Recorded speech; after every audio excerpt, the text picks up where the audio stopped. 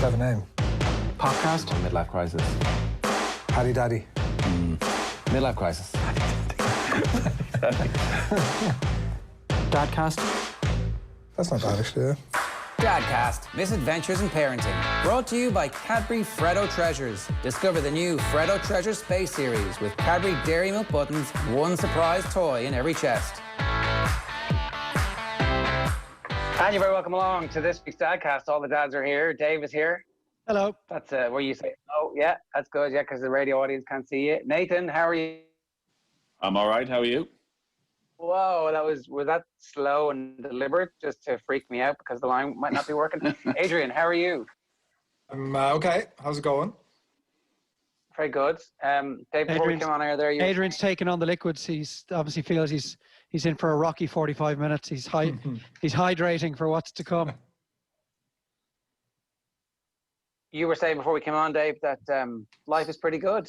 All your excellent parenting is paying off. Well, you get these phases, don't you? These periods of behavior from your children that you can struggle with. And then you get these periods where you just feel either they're just really great kids or you are an incredibly good parent. It's probably more of the former than it is the latter, but I'm going to take a little bit of credit for it. But you do get these little periods of time where it's a golden period on the behavior scale. And they're just, the last couple of weeks, they've just been incredible. And they've been more attentive and they've been far more polite with each other. And the older guy is helping out his little brother and he's speaking to him in a kind and affectionate tone. And they're going to bed on time and there isn't the usual row that we've become accustomed to when we say 5 minutes, 2 minutes, 1 minute, right, TV off, guys, bedtime.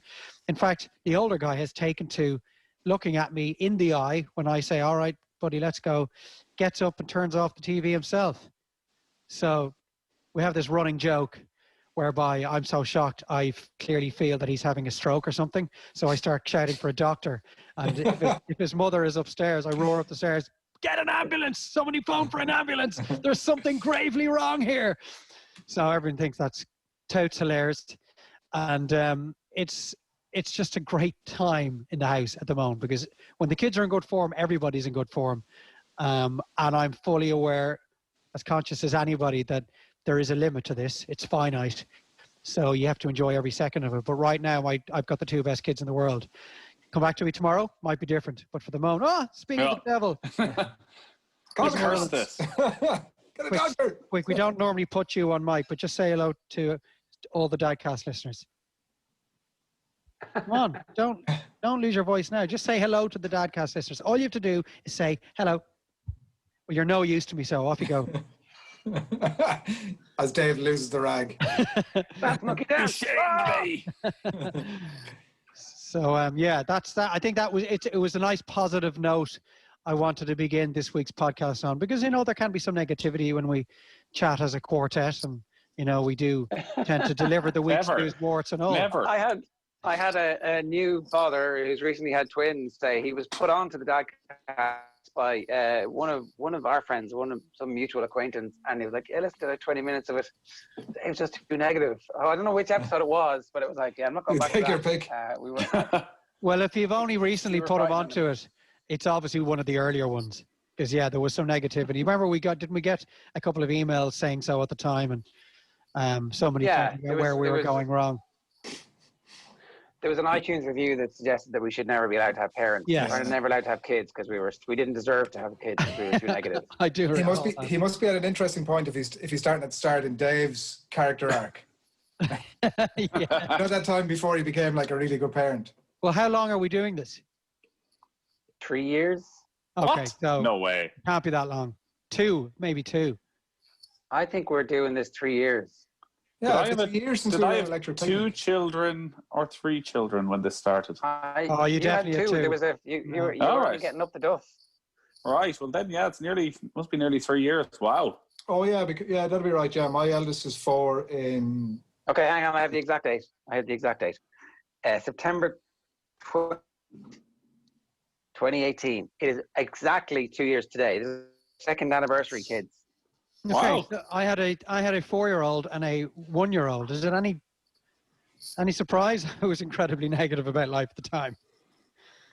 You know, they're much bigger now, and you can chat to them, and they're coming on nicely. So it's no surprise maybe that I was a bit negative at the time. I have no issue with that.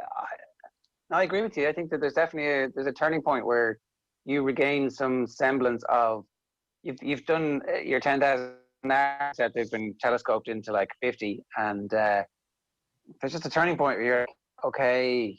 Oh, I've been through this before. You're being a bit of an asshole now, but you won't always be an asshole. And remember, you will actually be nice and like me again. The younger guy, he still was not sleeping through the night at the time, despite the fact that he was a couple of months short of his second birthday. So yes, maybe things were pretty negative. The kids have improved as well. Hey. We did very worrying development in this house. Sorry, go on, you go on. Before you start on your story, because I know it's going to be a good one, this is just a very quick question for Adrian. Given that Dave has made the bad dad jokes a staple here, given that your bad dad jokes are actually exactly how you go about life generally, like, do you make bad dad jokes to your children? Yeah, or have they not been exposed to that? Yeah, they love it. They love it. My wife goes, oh, for fuck's sake. And they love it. They think it's unbelievable crack. So I'm like, that's one of the plus sides of parenting, that your kids think you're hilarious. They do now. Obviously, that'll disappear at some point. I had that interesting conversation today on the way to collect the second guy after I picked the older guy up at school. And he just took me by the hand as we were walking down the street. And I said to him, do you know what? I love holding your hand. And he said, Daddy, I'll always hold your hand. No, you won't. No, you will not. You say that now. But there will come a time, I don't know when it's going to be, but you will not want to hold my hand. That is the reason I love holding your hand so much right now, because I know sooner rather than later, this is going to be too uncool for you to participate in. Yeah, but too uncool for both of you at some point. Like, would you hold your dad's hand? A 13-year-old walking down the street.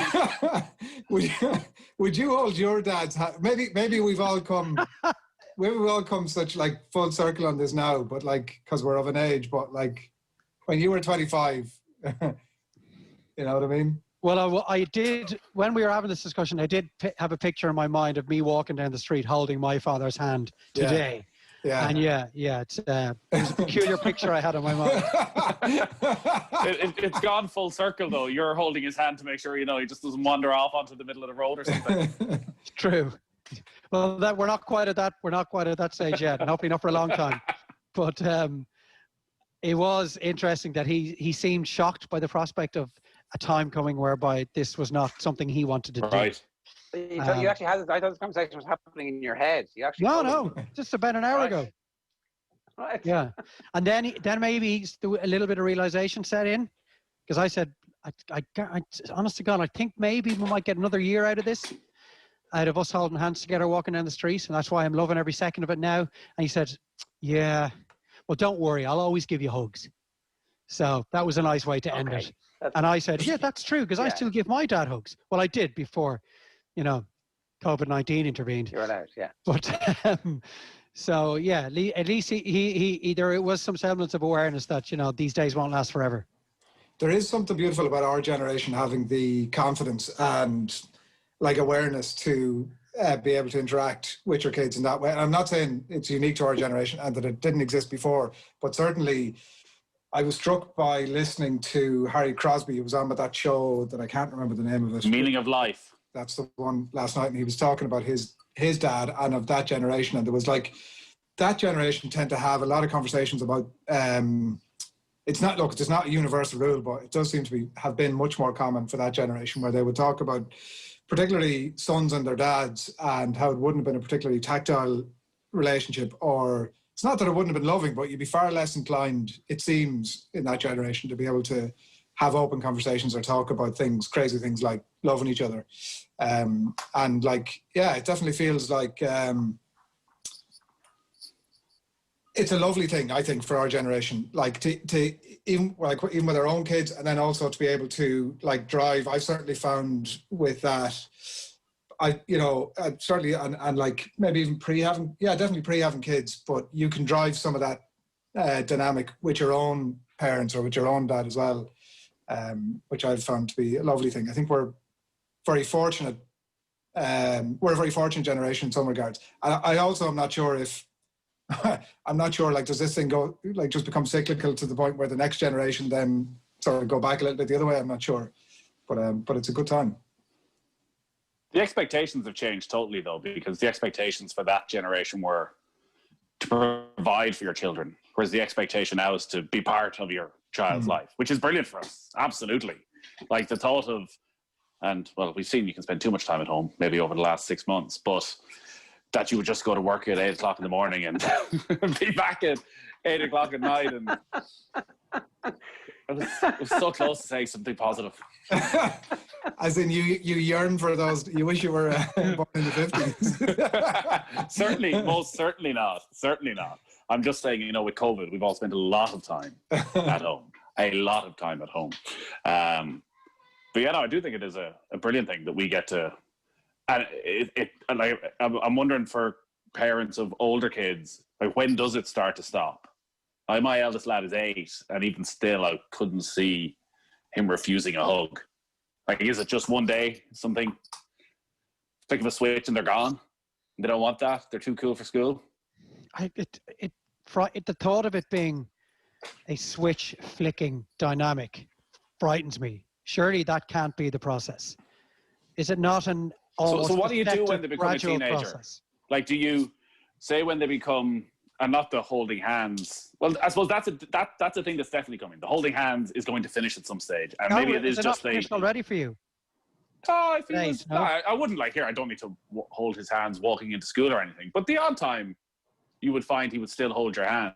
So maybe it is just something that slowly but surely ends. But during those teenage years, do you intend to keep on hugging your child, or do you give them a break for a little while and trust they'll come back to you when they're a little bit older? Wow. What a question. What an excellent question. Hey, you're gonna hug. You give them the You're gonna opportunity. continue to hug and always hug. Yeah. See, your eldest are girls, so they'll always be, 13-year-old lad who's 3 inches taller than you. Get away from me, Dad. Hug it out, Chelsea. Well, how often are you going to be looking for this hug? That's true. Like, I look for a hug at least probably double digit times a day. So you're definitely not going to be looking for that when he's 13.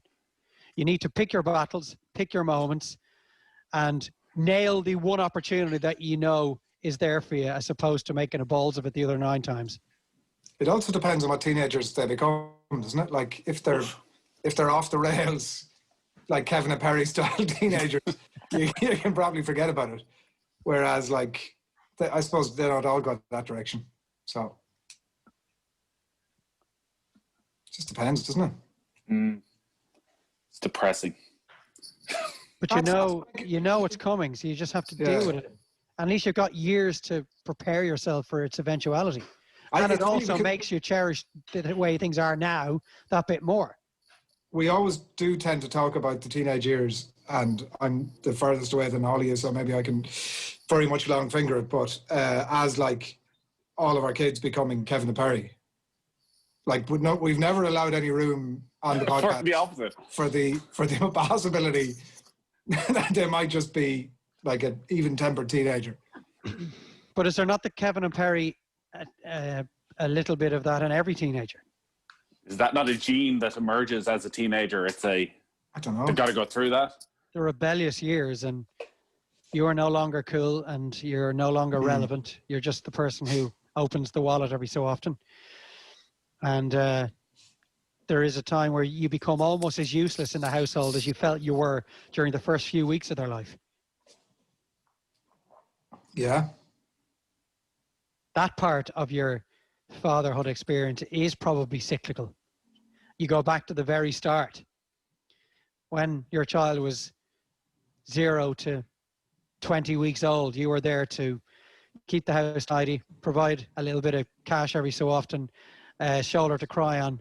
And when they're 13, maybe it might be something very similar. Yeah, that's a good point. Is that, like, does the stress of the teenage years match up with the stress of the first 3 months, where, you're going in every 2 minutes to look in the cot at home? Is that sort of, you're actually not sleeping well at night because there's this constant concern of what could go horribly wrong? I'm dreading it. from like I would think it's at least when they're like tiny babies, there are lovely moments of when you go in and you're panicked, are they breathing? And then you actually realize they are, and there's lovely moments of closeness. It doesn't seem like when you end up with Kevin and Perry living in your house that that like you get very much of that. And also, Jesus Christ, like I can't imagine in my sort of worst case scenario stroke likelihood here in some point in like 10 years time, there are sleepless nights, and there's like, but what, you're powerless to do anything about it, like really, as opposed to they're sort of asleep next door and I can go in and make sure everything's all right. Like your kids are out prowling the streets, Nathan, taking into houses, smoking all sorts of drugs. Like, well, there's the waking up at 6 a.m. and tiptoeing down the landing and looking into the room and you find the bed has yet to be slept in. Oof. And normally where you might sit down with your wife on a Saturday evening to watch a movie and you'll drink a few beers, you're drinking tea just in case you get a call at 4 a.m. to, Dad, I'm stuck. There's no taxis. It's Christmas week. The queue for the taxis is up the road. There's no night link. Can you come in and get me? Those phone calls. So which is better as a parent? To sit at home waiting for the call, or to maybe also be out on the town that night and just go home together and have that sort of bond with your child?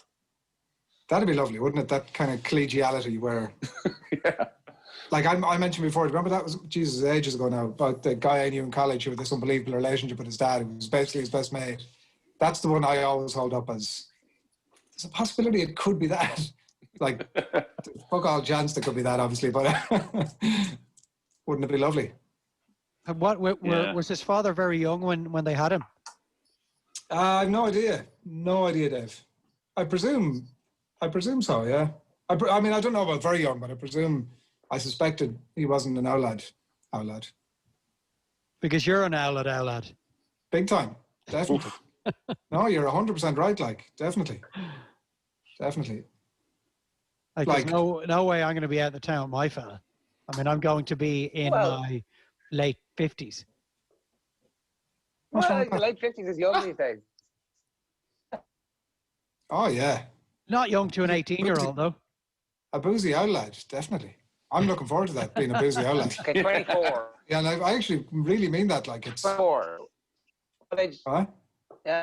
Well, what age are you going to be when your kid's 24? You'll be able to go and do stuff. I'll be 54 when my eldest is 24. You'll be going on holidays, so I'd be with them, Nathan. Great. Here's leaving at 10 p.m. Just the club is getting You might going. be able to go away for golf weekends. Yeah. No, that's the dream, isn't it? Like, that's as good as it will get. Like, I think that's our expectations low. You had your kids young. Yes. Which or there has to having be a holidays benefit. with them and your grandparents. You'll be. Oof, dear God, I can't be thinking about that just yet. But maybe you're right, Nathan. If you approach this period in your life with zero expectations, everything is a bonus. There's no room for being let down. Yeah. I don't even think about it except when I'm on this call. I've thought about this period many times. I do, and I don't want to lose sleep over stuff over which I've absolutely no control. But I do think about those things where, what will it be like in 10 years' time when there's a chance they've absolutely no interest in you? Like, I come home now and the younger guy sprints out to the front door and jumps into my arms. You know, those days will go and they'll never come back. And I just remember when we were in our teens and my dad would come home from work and we'd just grunt at him. He got no love.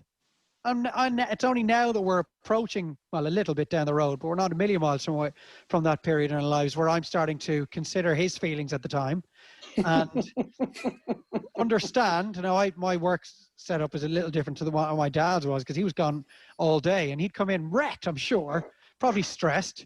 And he'd come into his 3 teenage children who he hadn't seen since that morning. And he's standing in the doorway of the TV room. And if he gets a grunt, it's a bonus. So how must that have felt?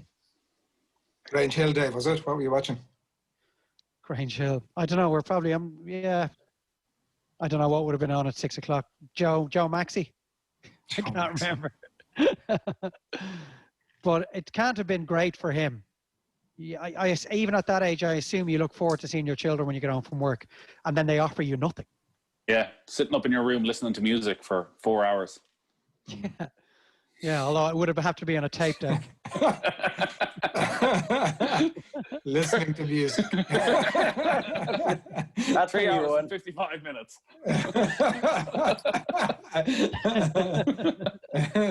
But don't come in. This Nirvana cover is not suitable. I don't know, Jer, and the other two of you. What are your memories of your dad returning home from work on a Wednesday evening? We'd be straight in the car and out to the golf club to play 9 holes golf. Dad was a primary school teacher. I was like, let's go. I no, honestly, I don't know. My both my sisters had gone to college when I was like 13, so I had the house to myself as a teenager, and I played golf and I played. And I was a fairly disciplined at some point during the whole time. I don't really remember that too much because it was like, well, life's pretty good, you know. I've got my own room. We have the country. I cycle in out of school. There wasn't there was no social media, so whatever pressures you had were mostly, I mean, I say this now, probably they were hell at the time, but I don't remember being hell. I remember being decent and mostly having a relatively good relationship. Although, like that, like you'd be stuck in watching TV, but like TV, we had 2 channels. It was so shit, you know? It helps, I think, if TV is really shit, which is never going to be an opportunity for our kids because, like, flicking through Netflix, there's 6 million things. Yeah, there was 5 kids in our house, but like not. My eldest sister's like 11 years older than I am, and she went to boarding school, so she was long gone. But I'd say by the time I arrived, because I'm the youngest, they were just so fucking fatigued with the whole thing. They were like, "Listen, you just get about whatever it is you want to do, and away with you." I'd say there was a huge element of that. They were both like self-employed, so there would have been like not a lot of time for the touchy-feely stuff, and definitely, like was Nathan mentioned earlier on, the 8 a.m. to 8 p.m. like it would have been 6 a.m. to 8 p.m. and that's the way it was. But like you never felt like when I definitely, so that stuff resonates with like the old man coming in and being like so knackered, and like Dave says, then on the other side, you're there anyway and you're watching TV or you're doing whatever, you've no interest, regardless. If your old man came in the door and was like, "Oh, let's hug it out," you'd have been like, "Oh, listen, don't worry about it." But at the same time, at the times where he was around, like at the weekends and stuff, particularly like in a Saturday afternoon and into Sunday, like all I can remember has been sort of dragged off to matches or running meets or like going to do stuff. So there was, so I suppose what I'm saying is I could definitely see that he was interested in trying to be involved, but at the same time, life gets in the way. Yeah, this is what I'm talking about is purely a weekday experience, Monday to Thursday. Yeah. I can't really, like, I know again, when I was a kid, my dad wouldn't have been, like when I was very young, would have been working very long hours. But when I was a teenager, he'd sort of changed and was playing a lot of music at night and things like that. So was always around. I was involved in everything. So like coached all the soccer teams and coached my team and like teams 3 ages up and 3 years below. So I would like go to all these matches and would be, literally I'd say I spent half my life in the car with him when I was a teenager. So it was actually great because I had no choice but to talk to him. Now, a lot of it was just about, it was nothing overly deep and meaningful. But it was just football and what we were at, what we were going to, or, you know, he played music. I listened up to 4 hours of music an evening.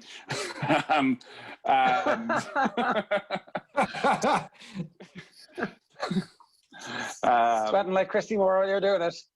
To be, so it was Imagine that by the time I'm 40, how many All-Irelands may all have won. Oh. It was weird because he was like so involved in the soccer side of it.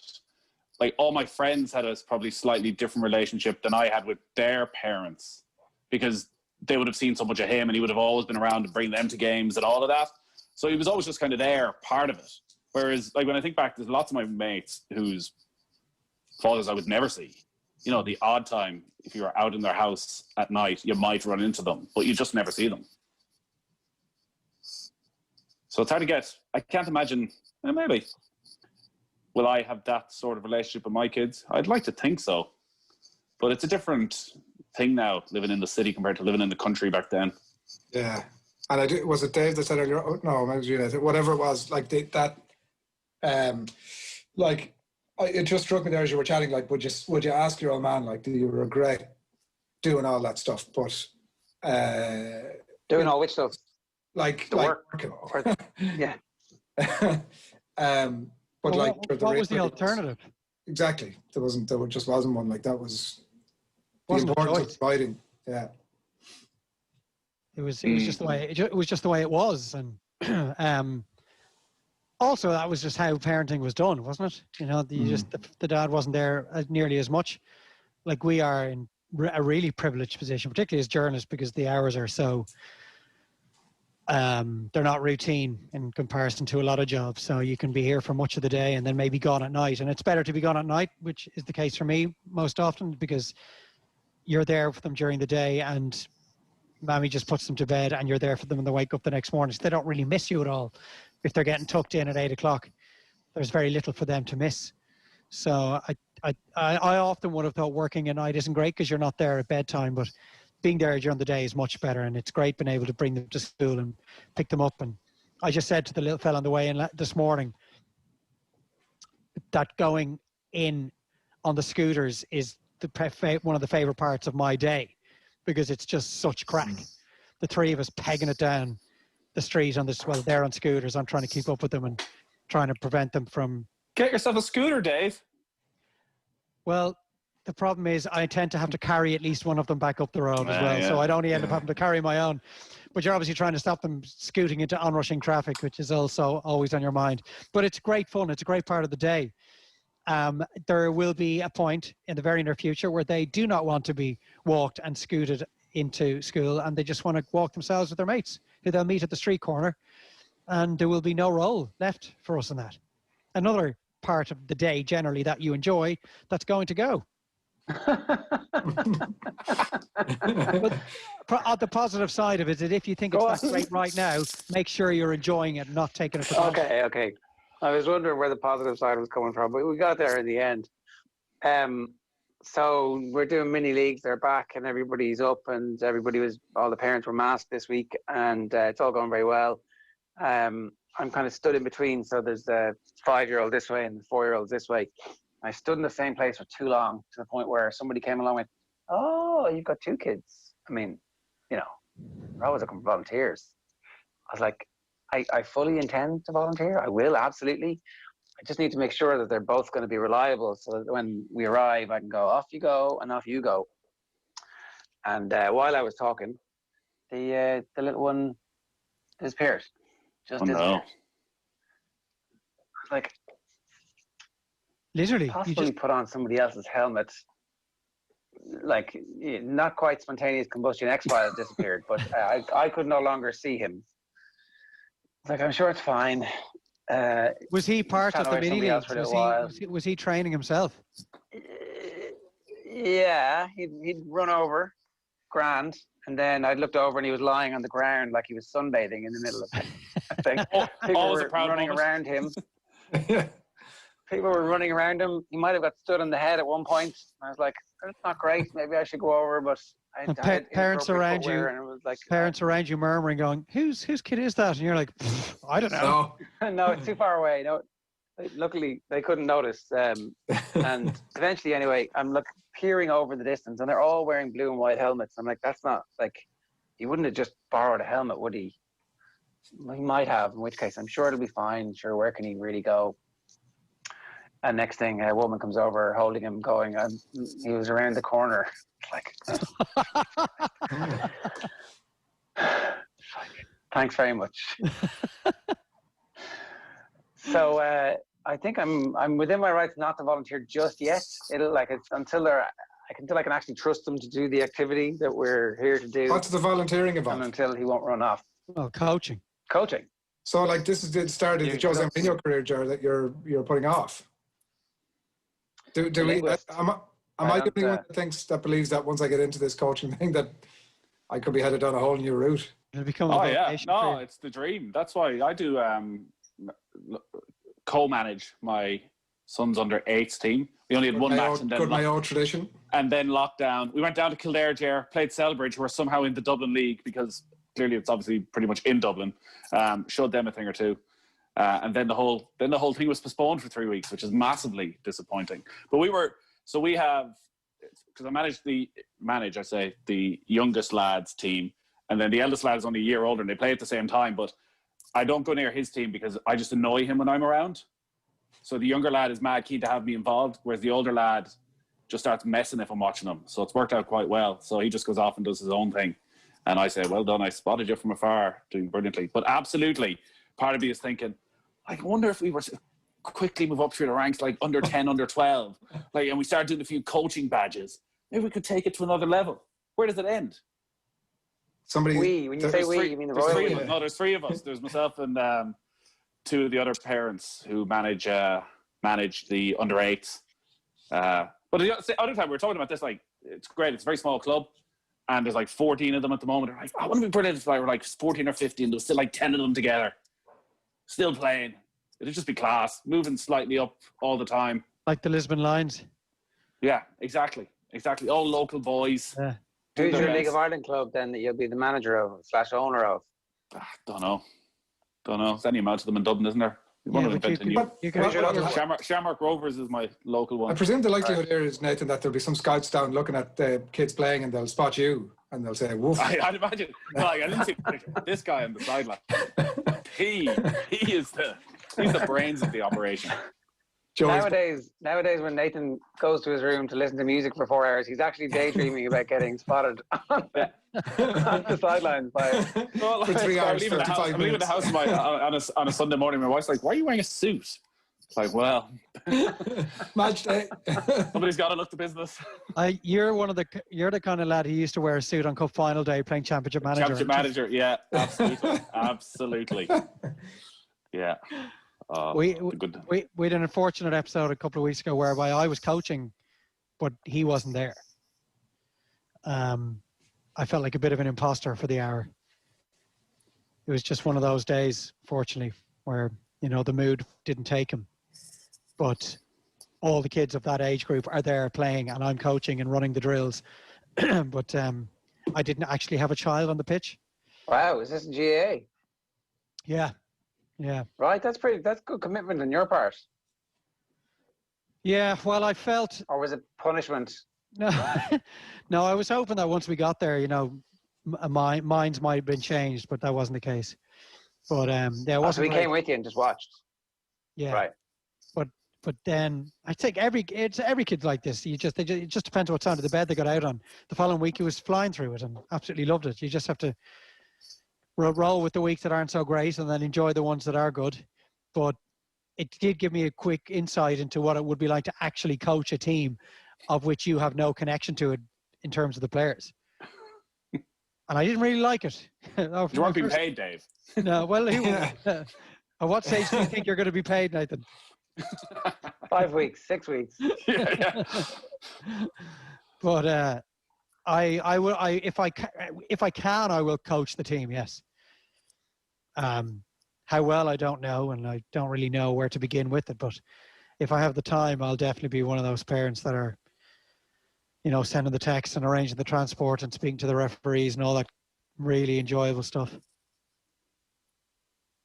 Yeah, I just want to make sure that my kid's not going to run away. That's my first ambition. And once that mountain has been climbed, sounds like an excuse to me, Ger. Was there panic? Let somebody else do it. It's fine, Ger. You relax yourself on a Saturday morning. Get yourself a cup of coffee, sit back and relax. You think that's relaxing? You think that's like the two of them at different ends of the pitch? You've got to queue separately for the boys and the girls. So I've got to send my 5-year-old girl to queue on her own, and obviously socially distance queue. And so we did that, and then I went down to check on her, and she wasn't there. I was like, what? She was still in the queue. I went back to check the queue twice, but I managed to miss her both times. Wow. So yeah, it was a relatively stressful. But other than that, good to get them out and get some activity. You think you're going to become a coach, Adrian? Is that it? Like that's your, and is this actually what you secretly? I can't wait to give it a go. Yeah, I can't wait to give it a go. Yeah. Yeah. I mean, I'm not saying that I'll become the next Ralph Hasenhüttl, but I mean, I think there's a chance. Why was he the manager you picked out? He was the manager who jumped to mind when you were talking about not having a connection with the club. I was like, if Ralph Hasenhüttl can do it, Dave, you can do it too. It's an option open to us all. I know. I'm. You hear the stories, don't you, about the lunatics, like, who do believe they are the next Jose Mourinho, the next incarnation, and this is going to be their route into. Nathan's nodding along. I think we're all looking. I know some of them. Yeah, I'm sure they're all like looking at you, going, "Yeah." Me, no chance. I'm all about the participation. So you will ensure that the weakest of the squad get as much game time as the supposedly strongest. Yeah, well, I think at under 8s you have no choice. Absolutely. I absolutely agree. Of course, I have a big problem with the elitist nature of underage soccer in general in Dublin, and I guess the GAA heads the same way quite early. Like the amount of clubs who are splitting kids up at an incredibly young age based on their talent is insane. How young? Maybe I'll do a bit of research into it and have my definite facts for next week before I go on with all the anecdotal evidence I've heard. But I think 8, 9-year-olds will be split up according to the quality that they have shown, which would mean that you may have gone to football with your mate, but if your mate's a good bit better than you, he might be in one team and you might be in another team, and, well, tough luck. That is very early to be told that you're not up to the grade. What age should it happen? No, even like they have an under 13 League of Ireland starting, which is an elite, which is the League of Ireland teams, the best academy players. Like, I would say that's nearly too young. Yes, come up with some sort of a system where people can get together and maybe train together. But if say your local team, your local League of Ireland team has an 18-man squad and you're 12 and you're the 19th best player and you don't make that squad and you have to go back to your club, do you have the wherewithal at 12 to go, you know what, if I keep going, if I keep fighting, I'll force my way in? Or do you go, well, wait a second, all these lads I spent the last 5-6 years playing with who are same level as me have got to go somewhere really good and get really well looked after, and I don't. Like, what does that say to you? But just to play devil's advocate there, like, if you are, what's the ambition at the end of this is to, like, get, obviously there's the participation, look after your health, like, blah, blah, blah stuff. But, like, obviously, at some point or another, it's, like, about creating the next layer of Lionel Messi. And you're not going to get those players if it's like, how did you become so great? Well, I stayed back with all the, like, lads who could barely kick a ball until I was 15.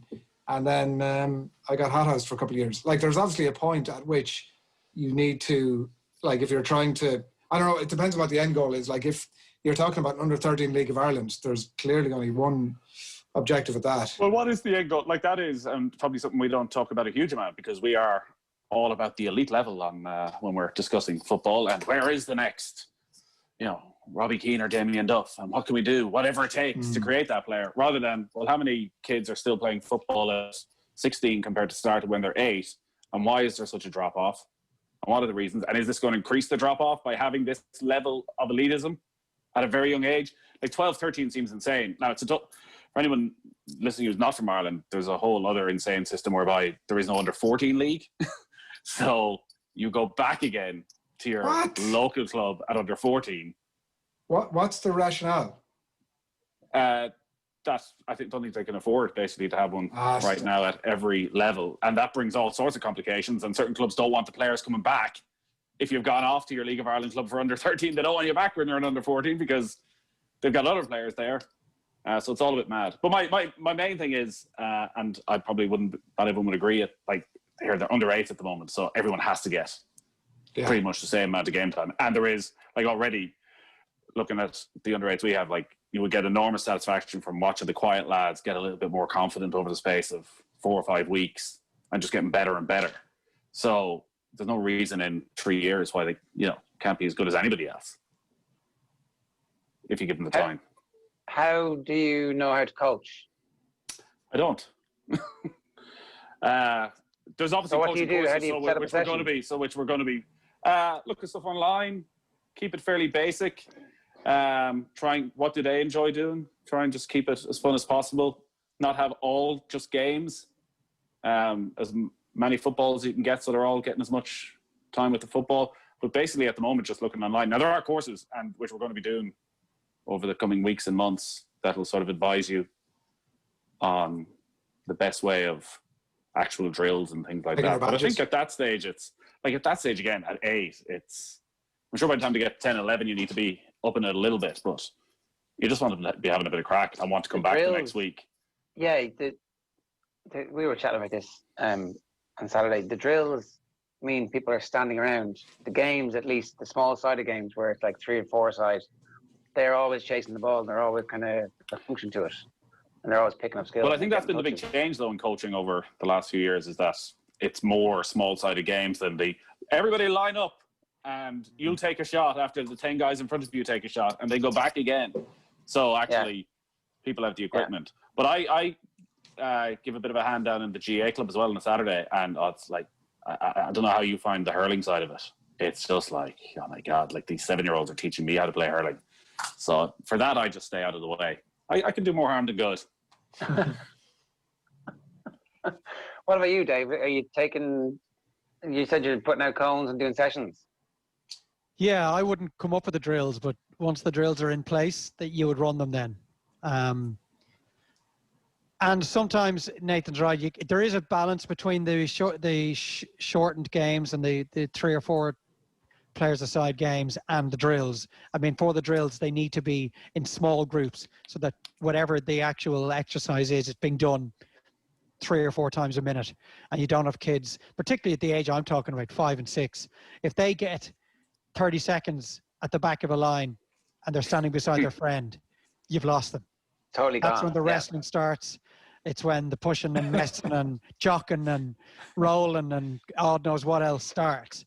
And then frustrations start to, become evident as people are looking over and go, oh, why is that happening? And you've lost control of this drill and they're not learning anything here and they're bored and they might not want to come back next week. But equally, you do get kids that having them actually on the field is the achievement for the day. And the fact that they're smiling and having fun in whatever it is they're doing, even if they're ignoring whatever the drill is, as long as they want to come back next week, you've won the battle, certainly 50% of it. And so I'd be very wary of kids that are either too exuberant or too quiet and not really paying much attention to you or paying attention to whatever the drill is, because they're 5 years old. Like, who cares? As long as they're out of their house and they're in the sunshine and they're running around the field and they're burning a few calories and they're seeing their pals, and even that means rolling around in the Astro for a couple of minutes. So what? It's not a big deal. I wouldn't be worrying about that kind of thing for a long time. I just delight in seeing, the vista of 180 kids on a pitch split out amongst their various age groups, 30 or 40 coaches there, generally everybody enjoying the fact that they're outside. And because one guy has been maybe there for a couple of years, or a little girl has been there for a couple of years and still doesn't really know how to kick the ball properly, so what? She's there every week. That's all that matters. I think some people lose sight of what matters. And the important part is that you don't lose them to the sport at under 6, that they're still there at under 9 and under 10. And we know some children are incredibly late developers, and some will not develop a real genuine interest in whatever the sport happens to be for quite some time. But if you haven't been able to get them down there for years, well, you won't see them when they're a little bit older. If anyone has any advice, any good places to get tips on coaching that aren't the official FAI GA routes, because I think everyone ends up on those paths anyways, do let us know. Yeah, I think it used to play. Very difficult. Go on. We had a lad who used to play in our underage team, and obviously when you're we're saying sort of under 10, 12, 14, you're playing every sort of sport, and so you'd have some fellas who'd kind of come and go, but whenever they come back in, they'd be straight into the team. And we had a lad who used to turn up for training every single night without fail, hail, rain, whatever was going on, he'd be there. So much so we got to call him Dedication was his nickname, but he never got a look in. Dedication. He never got a look. He never got a look at. Poor fella. Like, it was awful looking back. Like, absolutely awful. Imagine how soul-destroying it was for that poor fella looking back. But at the time... There was clearly something about the environment in which he was in when he did come in that made him want to go back. Unless he's been kicked out the door by his parents. Adrian, you put together a great career in sports journalism, so it's not all bad. Hey. Listen, if I was a step ahead of him, it wasn't by many. But yet he turned up every week. So I couldn't say that. I couldn't say that. I don't know. We'll have to get him on some week. I couldn't tell you what was going on, but like, it wasn't that he was turning up and he was the life and soul of the place and like really enthusiastically enjoying himself. He didn't really do many of the other sports. I don't know. Like, it wasn't. People weren't like. There was no sort of bullying or like taking the piss out of him or anything. I mean, apart from the fact that his nickname.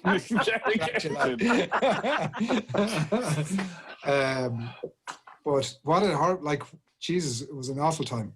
Like, put him in the team, give him a game, like, let him start for some of these lads who are off doing other stuff. Terrible. Been real insight on what the future of coaching in Irish sport is going to be over these last 20 minutes or so. I back Nathan to be the most successful. Ralph Hasen. That's the title. Nathan is Ralph Hasenhüttl. Ralph Hasenhüttl. That's the aim. Yeah, absolutely. Take down a few of the big guns by the time we get to under 12. You've got to pick one sport because you're going to be doing it for a long time now. Oh, well, all right. Like, Jesus, the weekends are like Friday evening, soccer training, Saturday morning, GA training, Sunday morning, soccer training. Let me remind you of the very conversations that we were having during lockdown. It was like, oh, this is great. We're not going back to that. We cut back on the stuff midweek, a lot of the stuff midweek. But also when it's not on, and like some of them have been off because of the latest lockdown at times, you're like, geez, the days can be a bit long. The lads, it kind of wrecks them out good and early. Yeah, Saturdays are great. GA followed by soccer, followed by swimming. You get to 4 o'clock and they're absolutely wiped out. Jeez, I'd imagine so. And you don't really have to do anything else for the rest of the day. That is great. Yeah, soccer's gone now until Dublin comes out of level 3, it's gone. Swimming is gone. The GA seem to have been able to keep the show on the road, which is great, and everything seems to be done to the protocols, and it seems very safe at the moment. But and if it wasn't, you wouldn't say. It was really annoying the entire parent population of County Dublin. Because the GA stopped and the soccer has continued. If your kids are a bit older, it's down at the very low academy level. It seems to have been suspended. Yeah, Ger, I would not be risk averse when it comes to getting the kids out of the house. I'd be perfectly happy to take on some COVID-19 risks if it means they're out in the fresh air for an hour and they're running around the place and they're seeing the friends they would only alternatively see in the school week. Yeah. But, look, I'll go to wherever I'm required for as long as I can. It's when they maybe step away from the team sports and start looking at more individual sports, which is possible as well. Then you really become nothing more than a taxi driver. Which is fair, which is fine too, but it's we've read an awful lot of stuff like involving Gary O'Toole and listened to stuff involving Gary O'Toole over the last couple of weeks, and I've heard a lot of references to like the 5:30 a.m. start. That frightens me, like the prospect. Oh no, my kids are definitely not going to be professional swimmers or elite swimmers. It's for many reasons a definite. No. Imagine trying golf. When they get to 13, 14. Then they can get into golf, and then we're all laughing. And then we've gone full circle here. Here's our way to hang out with our kids for a few hours. Oh, that is the dream. Manship, Nathan. This is what you're thinking. Oh no, I brought my kids to the driving range. But funnily enough, one of my eldest lad went on a play date with his friends about 18 months ago. And for some reason he brought him to the driving range just to see how they get on. And my eldest lad now wouldn't be the sportiest and was struggling with the old hitting the ball until he was stood behind the other kid. And it turned out with the ball sort of rolling along the path, he could hit it pretty flush straight into the other kid's head. So fair play to the dad who brought them. He didn't mention it for about 3 months. Why bring it up then? I don't know. But I brought them down to Peter Laurie's place down in Spalwell about 6 months ago, and I was like, me trying to teach anybody to play golf is a bit ridiculous to start with. And Brendan McDade, who runs like the summer kids camps down there, was watching me and he's like, "What are you doing?" I was like, "Well, I'm trying to get him to stand right so he'll hit the ball." He's like, "Has he ever hit a ball before?" I was like, No. So we'll just let him mess around. As long as he doesn't kill anyone. So he's never going to want to come back here again if you're just going to be telling him what to do for the next half an hour. I was like, yeah, that's good advice, actually, yeah. Does that work with football? Does that work with football? Because, like, I'm trying to teach the kids how to kick, and I'm like, no, your planted foot kind of needs to be beside the ball. And it's like, you can't just keep toe poking it. But it is that whole thing of, again, trying to keep that connection of, is it going to put them off wanting to do it again if this is a time when my dad is getting angry with me? If it's a lecture. Not getting angry. Yeah, it's not getting angry. It's like just this. Not getting You're angry. going to No, get Nathan's getting angry. the thing to do.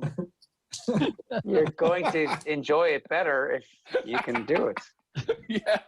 We'll all have a far better time if we just do what I You told are ruining my enjoyment. Wow. What is your problem? I've shown you 5 times now. Are you stupid? Yeah, Dad, I don't think I'm going to come back next week. Yeah. How long did it take you to work that one out? I'm happy enough for them just to boot the ball whatever way they want. Hop the ball with both hands if you want. Solo it by just touching it off your toe if you want. Pick the ball off the ground if you want. I don't care. They're 5 years old. Just let them out there and do whatever the hell they want. And then if they want to take it a bit more seriously down the line, another 2 or 3 years down the line, that's fair enough too. But I think there are too many children lost to sport at a very young age because they just aren't allowed to be themselves. Right. I didn't start playing soccer until under 8s. Didn't start playing GAA, say, until at least under 8s, under 9s. So things happen far earlier now. The academy system, now, all Dave. these sports. Huh? Look at me now, yeah. The academy system in these other sports. It's like, But the are point you not being, like famously bad at both soccer and GA playing? Are you not like the ultimate obstacle game? I wouldn't have thought I was famously bad at it. No. Famously bad. Dedication is. He didn't realize everybody had been talking about him behind his back. But it turns out I would have thought that if I was taking the joint out and know both codes, it wasn't something that would have been overly newsworthy. But,